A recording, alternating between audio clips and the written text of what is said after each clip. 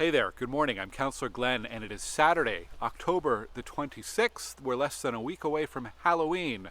So I came over to Turtleback Way this morning. Turtleback Way between Porter Street and Bray Street, in front of one of Stittsville's great Halloween displays. You can see it there behind me. There's a lot going on at this one, including a giant spider web over my shoulder right there.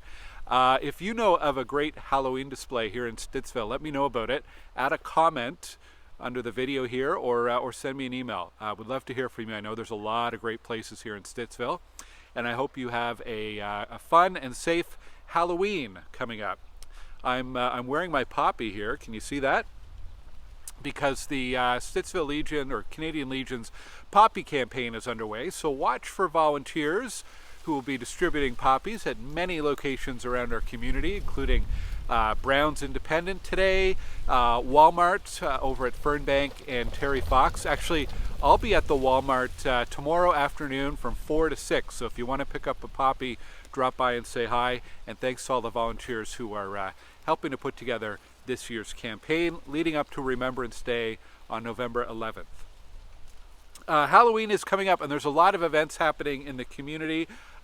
Too many to mention them all, but I wanted to mention one in particular, the Stittsville Youth Center. They operate out of Frederick Banting School. On Wednesday in the afternoon/evening, they have a Halloween event happening, so check that out. It's run by the Kiwanis Group of Canada and Stittsville, so you can check out their webpage or Facebook page for more information. And to see a full list of all of the Halloween events going on, check out my website, glengower.ca/events, and you'll see all the info there. There's a Halloween themed market this morning here Saturday morning over at Johnny LaRue Arena upstairs as well.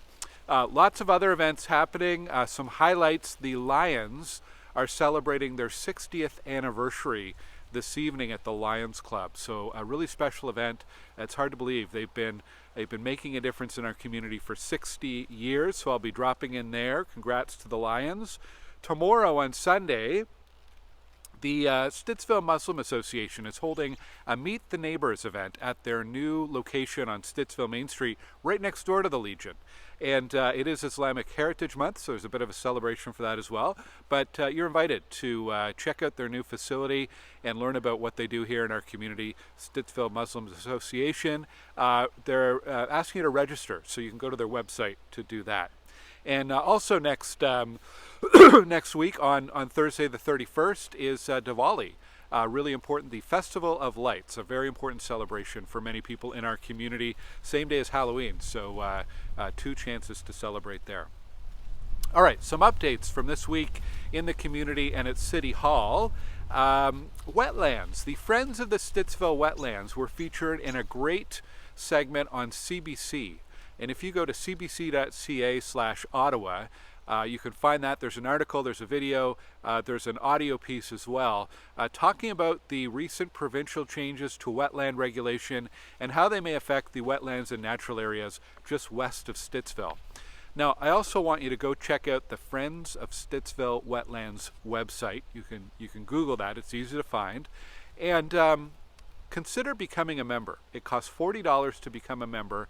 That $40 goes to support the activities of this group. They are advocates for the health of wetlands and also working on a longer term vision to better protect those wetlands through a number of different measures, including acquisition of wetlands. So it's really important work. And if wetlands and environment and ecology is important to you, please go and sign up for a membership at Friends of the Stittsville Wetlands. They're easy to find on the web or on social media. We got some early results last week, actually, from Ottawa's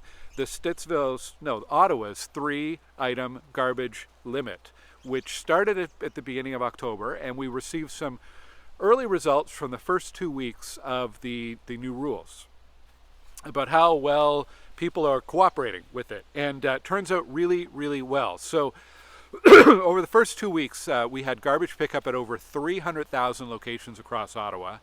And if anyone had more than 3 items, so going over that 3-item limit, they'd receive a tag to remind them about the rules.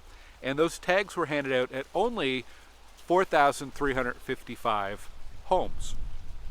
That means only 1.4% of all households and properties across Ottawa went over that 3 item limit, which is really excellent compliance with that. So thank you to everyone for your cooperation. Now that's early stats and we're watching this, and of course if you do have any issues or questions you can email me. If you do happen to see some illegal dumping, some garbage left at the side of the road or in a park, please call 311 so that we can get that picked up right away. But so far things seem to be going very well. So thank you for your cooperation. OC Transpo, also things going really well with the testing of lines 2 and 4. The final couple days of trial running and scenario testing are happening this weekend.